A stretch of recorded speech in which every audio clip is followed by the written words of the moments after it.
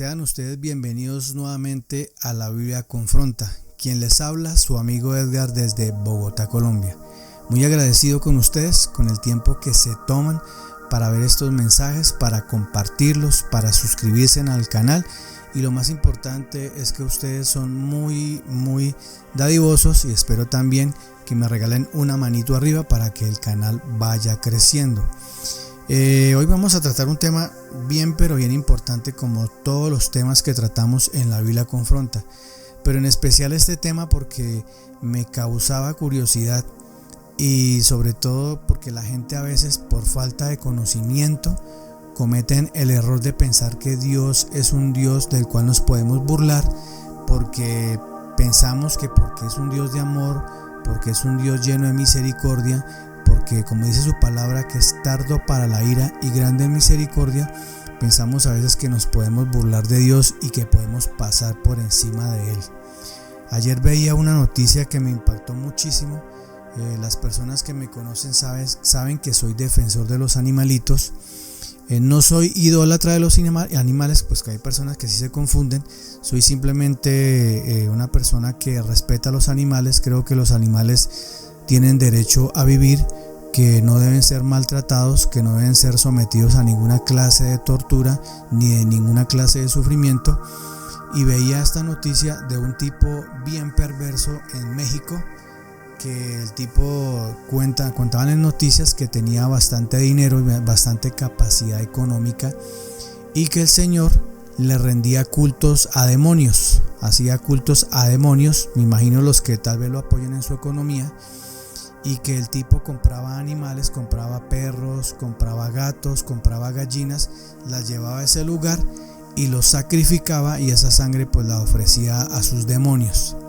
Entonces entre mí yo pensaba, ¿no?, que esta clase de personas algún día van a conocer la otra mano de Dios, y es la mano de ira, porque a veces, por lo que les vuelvo y les repito, las personas piensan que porque Dios es un Dios de amor y es un Dios de misericordia, entonces podemos pasar por encima de Él y hacer lo que se nos dé la gana, e ir a tomar animales que no tienen la culpa de nada, someterlos a torturas, me imagino, porque hasta con hambre los mantenía ahí, porque cuando llegó la policía encontraron la mayoría de estos animales ya estaban muertos en el piso tirados, y los otros animales estaban enjaulados, listos para ser sacrificados.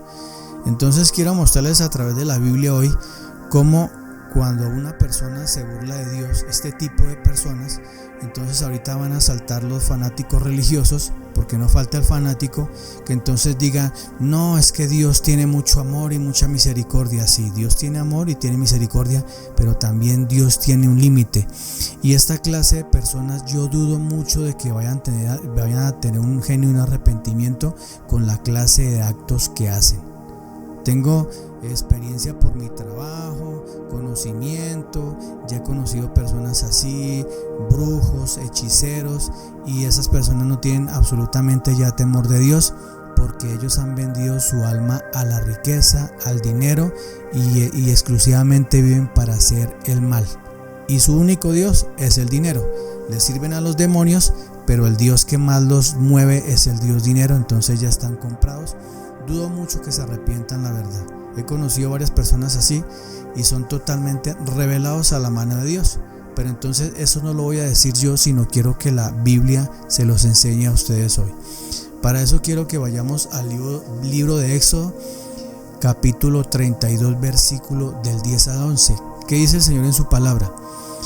Ahora pues, déjame para que se encienda mi ira contra ellos y los consuma. Mas de ti yo haré una gran nación. Entonces Moisés suplicó ante el Señor su Dios y dijo: oh Señor, ¿por qué se enciende tu ira contra tu pueblo, que tú has sacado de la tierra de Egipto con gran poder y con mano fuerte? Recordemos, para los que han estudiado la palabra de Dios, que la nación de Israel estuvo esclava bajo el poder de Egipto casi 400 años. Y Dios, en su gran misericordia y en su gran poder y su amor, ahí vemos la otra cara de la moneda, los quiso sacar de la esclavitud de Egipto. Pero fue una nación que fue rebelde ante Dios. Desafortunadamente, esa parte de la nación de Israel aprendieron hechicería, aprendieron brujería, aprendieron a idolatrar imágenes en Egipto y ya venían con esas malas costumbres.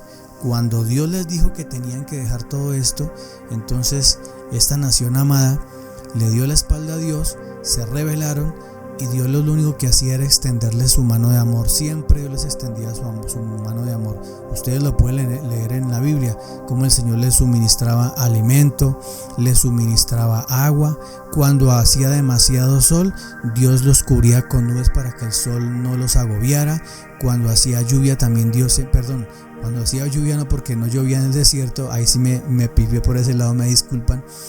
Pero en todas las necesidades Dios siempre Dios siempre solventó las necesidades de este pueblo. Pero este pueblo estaba lleno de malas costumbres que habían aprendido en Egipto y Dios ya quería levantar su mano de ira contra ellos, que ustedes lo pueden leer allí, que creo que en 2 ocasiones la tierra se abrió y se los tragó vivos, porque de Dios nadie se burla. Eso es lo que yo quiero enseñarles a ustedes en la palabra de Dios hoy. Y Moisés, a través de oración, intercedió ante Dios para que Dios no levantara su mano de ira. Pero como de Dios nadie se burla, así Moisés había intercedido por ellos, igual Dios descargó su ira contra esta nación. Quiero que leamos acá en el libro de Números, capítulo 11, del versículo 1 al 2. ¿Qué dice el Señor en su palabra? Y el pueblo comenzó a quejarse en la adversidad a oídos del Señor, y cuando el Señor lo oyó, se encendió su ira, y el fuego del Señor ardió entre ellos y consumió en extremo del campamento.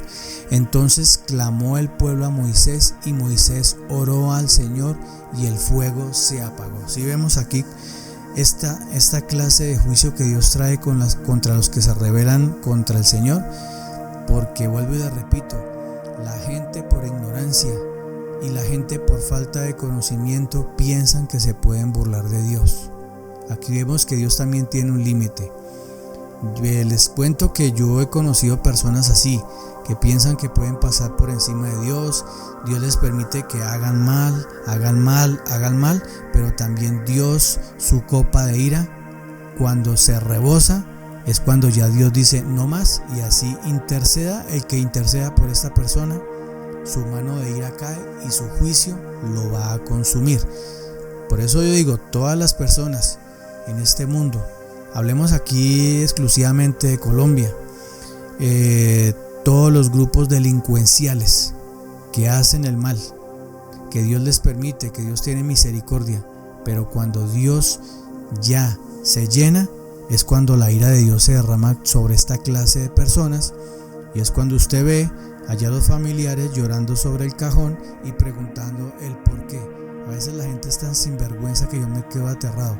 O sea, sabiendo que el hijo que están llevando a esa tumba era un delincuente, era una persona que ya había colmado la ira de Dios, sobre el hecho lloran sobre el cajón y le reclaman al Dios del por qué esa persona terminó así. Ahí lo vemos a través de la escritura y lo vamos a seguir leyendo. Vamos al libro de Job, capítulo 4, versículo 9. Dice el Señor en su palabra: por el aliento de Dios perecen, y por la explosión de su ira son consumidos. Vean ustedes, a veces la gente dice, ay, pero ¿por qué Dios permite tanta maldad? Dios no es que permita la maldad, ya en una ocasión se los había dicho. Simplemente Dios le da la espalda a las personas cuando no quieren saber de Él. Por eso hay personas que viven en esas situaciones también, que son perseguidos, porque como le han dado la espalda a Dios, entonces Dios simplemente se detiene, quita su protección sobre ellos y permite que esas personas malvadas y perversas vengan y ataquen su vida. Pero también cuando Dios se colma de ese tipo de personas, su ira, la muerte, la enfermedad cae sobre ellos y son sometidos por la ira de Dios. Lo que yo quiero que ustedes entiendan es que la ira de Dios y la disciplina de Dios son cosas muy diferentes. Dios disciplina a un hijo cuando ve que es un hijo que se quiere someter a él, pero vive subyugado a cierto pecado que no quiere soltar. Es cuando cae la disciplina de Dios. Yo alguna vez en mi vida tuve que experimentar la disciplina de Dios, pero la ira de Dios es cuando la persona ya es totalmente malvada y perversa, que no quiere saber de Dios ni quiere someterse a Dios. Entonces cae la ira de Dios y en segundo lugar su alma es consumida al infierno, porque fue una persona que tuvo varias oportunidades y que siempre despreció a Dios. Alguna vez escuchaba yo las llamadas de extorsión de un delincuente, que el delincuente con su vocabulario que se gastan y con su psicología barata quería amedrentar a una viejita que tenía un negocio, la llamaba vía celular y la amenazaba con unas palabras de grueso calibre, y la viejita pues lo que hacía era llorar e invocar el nombre de Dios. Y cuando este tipo escuchaba esto, entonces el tipo lo que hacía era burlarse de la señora.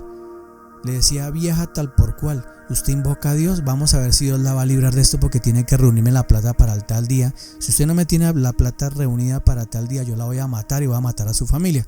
Y la viejita pues en su angustia pues ella clamaba a Dios y le oraba al Señor. Afortunadamente esta clase de mujeres son mujeres que Dios cuida con bastante celo, y este delincuente cayó en las manos de las autoridades.